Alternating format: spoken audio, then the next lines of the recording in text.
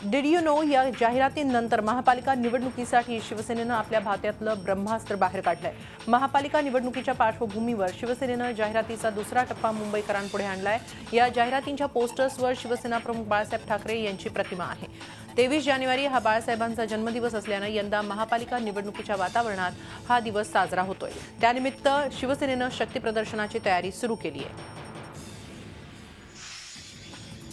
शिवसेना भाजप युतीच्या जागा वाटपाचं घोडं सध्या अडलंय। भाजपनं आपल्या संभाव्य 114 उमेदवारांची यादी तयार केली आहे, मात्र या यादीबाबत शिवसेनेकडून कोणताही प्रतिसाद आलेला नाही। यादीबाबत चर्चा करण्यास शिवसेनेनं नकार दिल्याची माहिती भाजप सूत्रांकडून समजतेय। शिवसेनेचे विद्यमान नगरसेवक असलेल्या काही जागांवर भाजपनं दावा केलाय, त्यामुळे ही यादी बाहेर आली तर शिवसेना नगरसेवक फुटतील अशी भीती शिवसेनेला वाटतेय। त्यामुळे शिवसेनेनंच जागा वाटपाची चर्चा थांबवल्याचं भाजपच्या गोटातून सांगितलं जात आहे। त्यामुळे भाजपनं तुर्तास वेट अँड वॉचची भूमिका घेतली आहे। मुंबई महापालिका निवडणुकीसाठी शिवसेना भाजप युतीच्या चर्चेला खीळ बसण्याची शक्यता आहे, कारण भाजप नेत्यांवरील नाराजी थेट शिवसेना पक्षप्रमुख उद्धव ठाकरेंकडे व्यक्त करण्यात आली आहे। एकीकडे युतीच्या आणि जागा वाटपाबाबत चर्चा सुरू असताना सोमय्या आणि आशिष शेलार अशीच सुरू राहणार असेल तर जागा वाटपाच्या बैठकीला जाण्यात अर्थ नाही, अशी भूमिका शिवसेना नेत्यांनी उद्धव ठाकरेंकडे मांडली आहे। खरं तर गुरुवारी एकमेकांच्या जागांच्या याद्या दिल्या जाणार होत्या, मात्र पुन्हा आशिष शेलार आणि किरीट यांनी शिवसेनेला लक्ष्य केलं। त्यामुळे एका बाजूला बोलणी आणि दुसऱ्या बाजूला बदनामी या दुहेरी भूमिकेमुळे शिवसेनेचे नेते भाजपवर प्रचंड संतापले। या प्रकरणी आता मुख्यमंत्र्यांनी हस्तक्षेप करावा, तसंच बोलणी उद्धव ठाकरे आणि मुख्यमंत्र्यांनीच करावीत इथपर्यंत शिवसेनेच्या अंतर्गत तीव्र भावना व्यक्त झाल्या। काँग्रेस नेते गुरुदास कामत पुन्हा नाराज झाले। त्यांनी स्वतः पालिकेच्या निवडणुकीत उमेदवारांची निवड आणि प्रचारापासून अलिप्त राहण्याचा निर्णय घेतलाय। गुरुदास कामतांनी आपल्या समर्थकांना मेसेज पाठवून हा निर्णय जाहीर केलाय। निरुपम यांच्या नकारात्मक वागण्यामुळेच उमेदवारांची निवड आणि प्रचारामधून स्वतःला अलिप्त ठेवत असल्याचं त्यांनी सांगितलंय। मुंबई महानगरपालिकेच्या निवडणुकीत भाग घेणाऱ्या इच्छुक उमेदवारांना तिकिटासाठी स्थानिक आमदार आणि जिल्हा अध्यक्षांशी संपर्क साधण्याचा सल्ला त्यांनी दिला। काँग्रेस प्रदेशाध्यक्ष अशोक चव्हाण आणि मुंबई काँग्रेस अध्यक्ष संजय निरुपम यांच्यामुळेच मुंबईतील आघाडीची शक्यता संपली असल्याचा आरोप राष्ट्रवादी काँग्रेसचे प्रदेशाध्यक्ष सुनील तटकरे यांनी व्यक्त केलाय। त्यामुळे आमच्या दृष्टीनं आघाडी हा विषय संपला असं मत सुनील तटकरेंनी जाहीर केलं। तर मुंबई महानगरपालिकेत सेना भाजपची युती व्हावी अशी आमची इच्छा आहे। त्यांची युती झाल्यास त्याचा फायदा आम्हालाच होईल असा दावा त्यांनी केलाय। वारंवार सांगितलं की संजय निरुपमच्या अट्टहासामुळेच मुंबईमध्ये दुर्दैवाने आघाडी त्या ठिकाणी होऊ शकली नाही। राष्ट्रवादी काँग्रेस पक्षाने आता स्वतंत्रपणाने निवडणूक लढण्याच्या दृष्टिकोनातून पुढची पावले टाकलेली आहेत। अशोक चव्हाणांनी परवा वक्तव्य करत असताना पत्रकार परिषदेमध्ये सांगितलं तर मुंबईमध्ये युती होणार नाही, तर आमच्या दृष्टीने युती हा विषय, आघाडी हा विषय संपला। औरंगाबादमध्ये बहुजन क्रांती मोर्चाचं आयोजन करण्यात आलं होतं। सकाळी क्रांती चौकापासून या मोर्चाला सुरुवात झाली। बहुजन समाजातील सर्व जातींना एकत्र करून महाराष्ट्रातील हा 23वा आक्रोश मोर्चा काढण्यात आला। यावेळी वेगवेगळ्या घोषणांनी शहर दणाणून गेलं। मोर्चात सहभागी कार्यकर्त्यांनी हातात भगवे, पिवळे, हिरवे झेंडे घेतले होते, तसे मागण्यांचे फलकही कार्यकर्त्यांच्या हाती होते। केंद्र आणि राज्य सरकारकडून बहुजन समाजावर अन्याय होत असल्याची टीका या मोर्चात करण्यात आली। तर आता एकट्यानं नाही तर एकीनं लढूया असा निर्धार देखील यावेळी व्यक्त करण्यात आला। राज्यातील सहकारी साखर कारखाने विक्रीत मोठ्या प्रमाणात भ्रष्टाचार झाला असून हा जनतेच्या पैशावर दरोडा असल्याचा आरोप स्वाभिमानी शेतकरी संघटनेचे नेते खासदार राजू शेट्टी यांनी केला आहे। नंदुरबार जिल्ह्यातील प्रकाशा इथं ते बोलत होते। राज्यमंत्री सदाभाऊ खोत यांच्या भाजप प्रवेशासंदर्भात लोक हेतुपुरस्पर वावडे उठवत असल्याचंही ते म्हणाले। कारखान्याचं मूल्यांकन एका बँकेने केलं 29 कोटी रुपये आणि लगेच त्याच कारखान्यावर दुसऱ्या बँकेने कर्ज दिलेलं 80 कोटी रुपयाचं। याचा अर्थ यातलं कोणतरी चुकीचं आहे। मग चुकीचं कोण? 80 कोटी रुपये ज्यांनी कर्ज दिलं त्यांनी चुकीचं मूल्यांकन केलं की ज्यांनी आधीच कर्ज दिलं होतं त्यांनी कारखाना लुटायला सोपं जावं म्हणून कमी मूल्यांकन केलं। यातला बोगणी कुणीतरी यायला पाहिजे। आणि तुम्ही ज्याचं नाव घेतलं ते अजित पवार, त्यांच्या ताब्यात राज्य सहकारी बँक होती आणि त्यांच्याच ताब्यात पुणे जिल्हा मध्यवर्ती बँक सुद्धा होती। म्हणजे ह्या दोन्ही संस्था एकाच माणसाच्या ताब्यात होत्या आणि त्या एकाच माणसासाठी अशा पद्धतीनं दोन वेगवेगळ्या पद्धतीनं जर का आव्हान तयार होत असतील तर याला दरोडा म्हणायचं नाही तर दुसरं काय म्हणायचं। मुळ्याला बाजारात अक्षरशः मातीमोल भाव मिळत असल्यानं धुळे जिल्ह्यातील कापडणे इथल्या एका शेतकऱ्यानं आपल्या शेतातील मुळ्यावर स्वतःच रोटावेटर फिरवलाय। सध्या मुळ्याला बाजारात फक्त 4 रुपये किलो भाव मिळत आहे। तो पाहता लागवडीचा खर्चही निघणार नाही अशी परिस्थिती आहे। त्यामुळे मुळ्याच्या पिकावर खर्च करण्यापेक्षा संतप्त संजय माली या शेतकऱ्यानं हे पाऊल उचललं। मुळ्याबरोबरच पालक, वांगी, कोथिंबीर उत्पादक शेतकऱ्यांची तीच अवस्था आहे। गेल्या वर्षी दुष्काळी परिस्थितीमुळे कापूस पिकाच्या उत्पन्नात मोठ्या प्रमाणात घट आली आहे। शासनानं शेतकऱ्यांना मंजूर केलेल्या अनुदानाची रक्कम अद्याप हाती आलेली नाही, तर दुसरीकडे पीक कर्जाच्या वसुलीसाठी बँकांचा तगादा सुरू होणार आहे। त्यामुळे शेतकरी दुहेरी संकटात सापडलाय। वैवाहिक सहजीवनाला सुरुवात करताना धुळे शहरातील एका उच्च शिक्षित जोडप्यानं लग्न मंडपातच मरणोत्तर नेत्रदानाचा अनोखा संकल्प केला। निव्वळ नेत्रदानाचा संकल्पच केला नाही, तर त्यासाठी असलेली कायदेशीर प्रक्रियाही पार पाडली। सप्त फेऱ्या पूर्ण झाल्यानंतर एकीकडे मित्रमंडळी, आप्तेष्ट, नातलगांकडून भेटीगाठी सुरू असतानाच दुसरीकडे या दाम्पत्यानं नेत्रदानाच्या संकल्पाचा अर्ज भरून दिला। आपल्या लहानग्या मुलाच्या अपघाती मृत्यूला जबाबदार असलेल्याला शिक्षा व्हावी यासाठी लातूरमधलं एक कुटुंब दाद मागते। मात्र 3 दिवस उलटूनही त्यांना अजूनपर्यंत न्याय मिळालेला नाही। लातूर जिल्ह्यातल्या निलंगा तालुक्यामधल्या सरवडी इथं एका 2 वर्षांच्या चिमुरड्याला भरधाव बोलेरो गाडीनं उडवलं, त्यात या चिमुरड्याचा जागीच मृत्यू झाला। राजवीर उमेश मोहिते असं मृत मुलाचं नाव आहे। 18 जानेवारीची ही दुर्घटना आहे। मात्र रामलिंग मुदगड गावातला गाडी चालक ईश्वर युवराज पांचाळेला पोलिसांनी अटक तर सोडाच अजूनपर्यंत साधा गुन्हाही दाखल केला नसल्याचा मोहिते कुटुंबाचा आरोप आहे। या प्रकरणी मोहिते कुटुंबानं लातूरचे पालकमंत्री संभाजी पाटील निलंगेकर यांच्याकडे दाद मागितली, तर मुख्यमंत्री देवेंद्र फडणवीस यांनाही पत्र दिलं। मात्र पोलिसांकडून अजूनही कोणतीही कारवाई करण्यात आलेली नाही। दुसऱ्याला फसवणुकीपासून वाचवणारे पोलिसांचीच कशी फसवणूक होते याचं एक उदाहरण औरंगाबादमध्ये समोर आलं। औरंगाबादमध्ये रस्ता सुरक्षा सप्ताहानिमित्त रिक्षा चालकांची आणि पोलीस कर्मचाऱ्यांची नेत्र तपासणी झाली। मात्र ही नेत्र तपासणी ज्या डॉक्टरनं केली तो डॉक्टर बोगस असल्याचा आरोप नेत्ररोग तज्ज्ञ असोसिएशननं केलाय। दृश्यात दिसणारे हे डॉक्टर हिना ठाकूर आणि डॉक्टर विक्रम ठाकूर या दोघांनी पोलीस आणि रिक्षा चालकांची नेत्र तपासणी केली। आता पोलिसांनी मोठा गाजावाजा करत कॅम्प घेतला, मात्र डॉक्टरच खोटे निघाल्यामुळे काय करावं हे त्यांना सुचत नाहीये। किमान पुढे असे कॅम्पेन घेताना पोलिसांनी काळजी घेणं गरजेचं आहे। मुलीच्या व्यसनाला कंटाळून जन्मदाते आईनं आपल्या अल्पवयीन 16 वर्षीय मुलीला राजस्थानमध्ये नेऊन फक्त 20,000 रुपयात विकलं असल्याची धक्कादायक घटना भंडारा जिल्ह्यात 4 दिवसाआधी उघडकीस आली होती। तर या प्रकरणात 7 आरोपींना साकोली पोलिसांनी जेरबंद करण्यात यश मिळवलं असून अजून एका आरोपीचा शोध ते घेत आहेत। तर पकडलेल्या आरोपींमध्ये 4 महिला तसंच 3 पुरुषांचा समावेश आहे। आरोपींना जिल्हा न्यायालयात हजर केल्यानंतर न्यायालयानं या सर्वांना 23 जानेवारीपर्यंत पोलीस कोठडी सुनावली आहे। पोलिसांना लाच देण्यासाठी आईचं मंगळसूत्र विकावं लागल्याची घटना नांदेडमध्ये समोर आली आहे। कौटुंबिक गुन्ह्यात अटक न करण्यासाठी जिल्ह्यातील उमरी पोलीस ठाण्यातील एका पोलिसानं पीडित युवकाकडे लाच मागितली होती। तपासणीक अंमलदार असलेल्या पोलीस जमादार उद्धव घुले यानं 10,000च्या लाचेची मागणी केली होती। मात्र आर्थिक परिस्थिती अत्यंत बिकट असल्यानं पैसे देऊ शकत नसल्याचं सांगितल्यानंतरही लाचखोर पोलीस कर्मचाऱ्यांना 5,000 रुपयांची मागणी केली। यावेळी आईचं मंगळसूत्र विकून या युवकानं लाच देण्यासाठी पैसे गोळा केले। याबाबत पीडित युवकानं एसीबीकडे तक्रार केली। त्यावेळी सापळा रचून लाचखोर पोलिसाला एसीबीनं रंगेहात अटक केली आहे। माझ्याजवळ पैसे नव्हते सर। मी मग इथं आल्यानंतर 5,000 रुपये देण्यासाठी मी त्याला तयार झाले। त्यांना पैसे द्यायचे होते वापस, म्हणून मी माझ्या आईच्या गळ्यातलं मंगळसूत्र विकलं उमरी येथील एका दुकानामध्ये आणि त्याला पैसे दिले। आम्ही व्हेरिफिकेशनला आमचे अधिकारी आणि कर्मचारी त्याच्यासोबत देऊन पाठवले पंचासोबत। त्या 10 तारखेच्या व्हेरिफिकेशनमध्ये त्यांनी सांगितलं की तो म्हटला सर खूप पैसे होतात, एवढे पैसे मी देऊ शकत नाही। ठीक आहे 10,000च्या तू 5,000 दे, अशी त्यांनी 5,000ची मागणी केली पुढच्या माणसाने, पोलीस हवालदाराने। हा म्हणला माझ्याकडे पैसे नाहीत, माझ्याकडे आता ते काहीतरी सोनं नाणं ठेवून मला तुम्हाला पैसे द्यावा लागतील।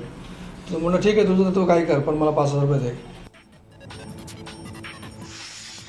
कर्तव्यात कसूर, दफ्तर दिरंगाई आणि अनियमिततेचा ठपका ठेवून अमरावती जिल्हा परिषदेच्या बांधकाम विभागातील 14 कर्मचाऱ्यांना निलंबित करण्यात आलंय।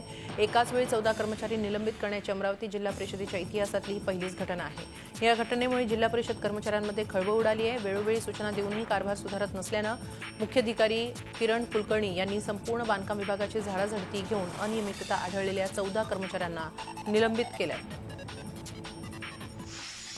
अलिबाग तालुक्यातील सौलमधील महाविद्यालयात शिकणाऱ्या विद्यार्थिनीशी भर वर्गात अश्लील चाळे करून तिचा विनयभंग करणाऱ्या शिक्षकाविरुद्ध रेवदंडा पोलीस ठाण्यामध्ये गुन्हा दाखल करण्यात आला. अनिल पाटील असं या शिक्षकाचं नाव असून तो फरार आहे. तो शेतकरी कामगार पक्षाचा पुढारी असून अलिबाग तालुका पंचायत समितीचा माजी उपसभापती आणि विद्यमान सदस्य आहे.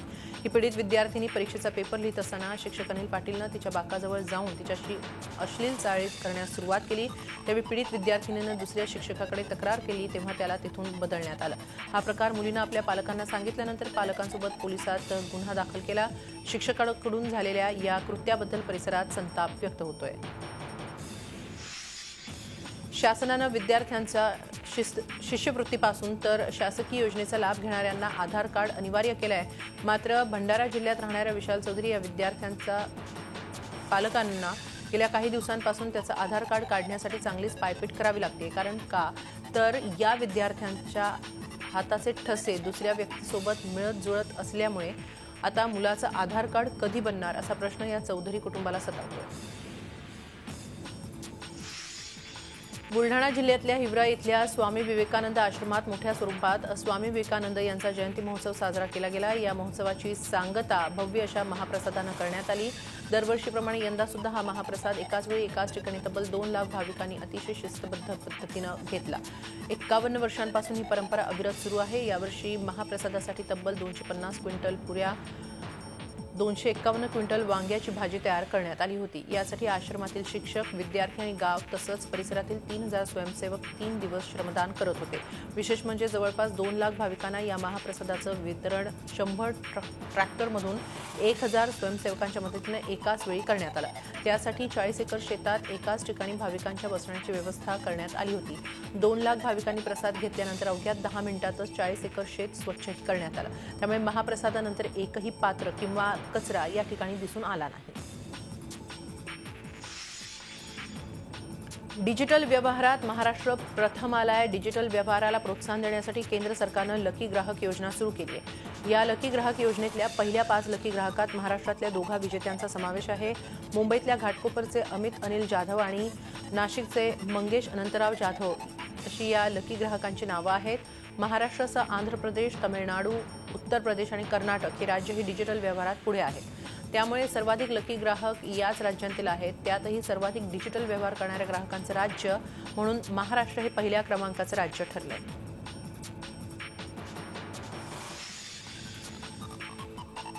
डॉक्टर नरेंद्र दाभोलकर आणि कॉम्रेड पानसरे यांच्या हत्येप्रकरणी सीबीआयला आज पुन्हा एकदा हायकोर्टानं फटकारलं.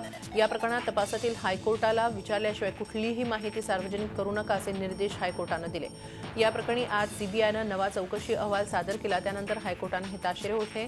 दरम्यान स्कॉटलंड यार्डनं तपासात सहकार्य करण्यास नकार दिल्याचं सीबीआयनं कोर्टात स्पष्ट केलं. दरम्यान आज हायकोर्टाच्या बाहेर अनिसा आणि इतर समविचारी संघटनांनी सीबीआयच्या संथ तपासाविरोधात निदर्शनं केली. कोर्ट में इन्वेस्टिगेशन के बारे में कोर्ट में जो हो रहा है और इन्वेस्टिगेशन के बारे में हम ना बोले ऐसी सलाह हमें कोर्ट से मिली है ज्यादा. पर इतना तो बता सकते हैं कि ये चीज महत्वपूर्ण है. जैसे हमने अभी मेरे हाथ में एक अक्यूज्ड की तस्वीर है जो मडगांव बॉम्ब ब्लास्ट से फरार है और डॉक्टर दाभोलकर और कॉमरेड पानसरे दोनों के कत्ल के साजिश में ये चार्जशीट में जिनका नाम जिक्र है वैसे लोग हैं, तो उनको पकड़ा जाना बहुत जरूरी है. Though High Court has expressed some satisfaction about the progress, they have expressed also a deep unsatisfaction about CBI's inability to get hold of the actual accused and given them 2 months time to get hold of the accused.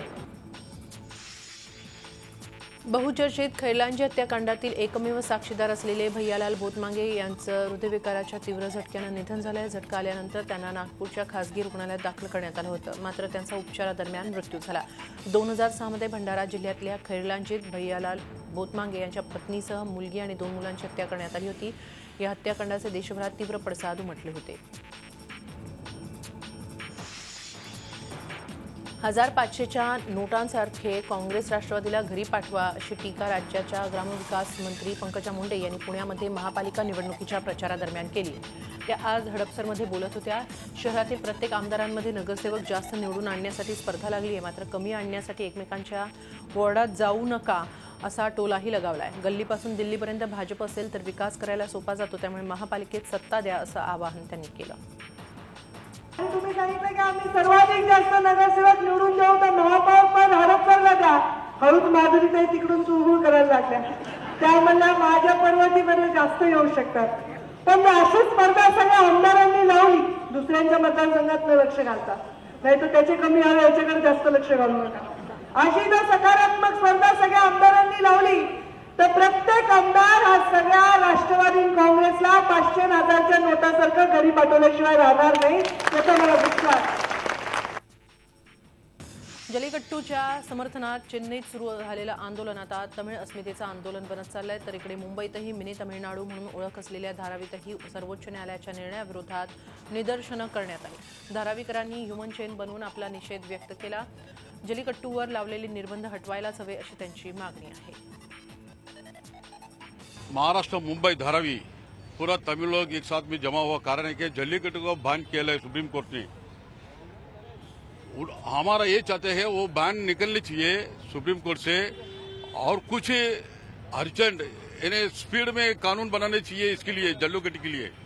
इसके लिए हमारा तमिलनाडु ने all world पूरा तमिल लोग ने उसका खिलाफ KIA है. ये जो जल्लीकट्टू के ऊपर बैन हुआ है उसका खिलाफ जो हमारा प्रदर्शन है वो आपको सामने से दिख रहा है. हम ना चाहते हैं कि ये जल्लीकट्टू जो है, ये जो परंपरा कल्चर जो है वो बैन हो जाए करके. ये जो बैन, ये जल्लीकट्टू का ऊपर जो बैन है उसको हटाना चाहिए और ये जो परंपरा का जो खेल है वो आगे भी चलना चाहिए. ये हमारा रिक्वेस्ट है सरकार से.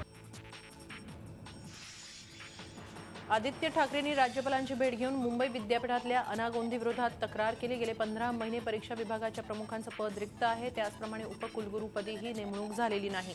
मोर्चे काढून आणि मुख्यमंत्र्यांना भेटूनही काही उपयोग झालेला नाही, म्हणून राज्यपालांना भेटून त्यांच्याकडे मागणी केल्याचं आदित्य ठाकरेंनी सांगितलं. या विषयात राजकारण आणायचं नाही, विद्यार्थ्यांच्या हितासाठी हा विषय राज्यपालांकडे मांडल्याचं आदित्य यांनी स्पष्ट केलं. परीक्षा सुरू होत असताना दरवर्षी जो गोंधळ असतो की पेपर कधी लीक झाला, पेपर पुढे ढकलला गेला, मागे खेचला गेला, कधी टाइम टेबल बदललं, हे न व्हावं म्हणून काही महिन्यांपूर्वी मी एक मोर्चा देखील काढले. त्याच्या आधी मंत्री साहेबांना भेटलेलो आणि त्याच्यानंतर काहीच न झाल्यामुळे आज गव्हर्नरना भेटायला लागलेलं आहे. महत्त्वाची गोष्ट म्हणजे गेले 15 महिने मला वाटतं कंट्रोल ऑफ एक्झामिनेशन्स आपल्या मुंबई युनिव्हर्सिटीत नाही आहे, ॲडहॉक पोस्ट चालू आहे आणि प्रो VC. तर ह्याच 2 मागण्या घेऊन मी राज्यपालांना भेटलेलो आणि नेहमी जसा न्याय मिळतो इथून तसंच न्याय मिळेल मला खात्री आहे, कारण गव्हर्नर साहेबांनी पण ताबडतोब ह्याच्यावर पुढे कारवाई करण्याचे आदेश दिलेले आहेत. कुर्ला पूर्वेला एका काळ्या रंगाच्या एसेंट कारमधून 16 लाख रुपये किमतीच्या 1000 आणि 500च्या नोटा हस्तगत करण्यात आल्या. रात्री गस्तीवर असणाऱ्या पोलिसांना एसेंट गाडी संशयास्पदरित्या फिरताना दिसली, तेव्हा गाडी थांबवून त्याची झडती घेतली असता 16 लाख रुपयांच्या जुन्या नोटांसह दोघांना अटक केली.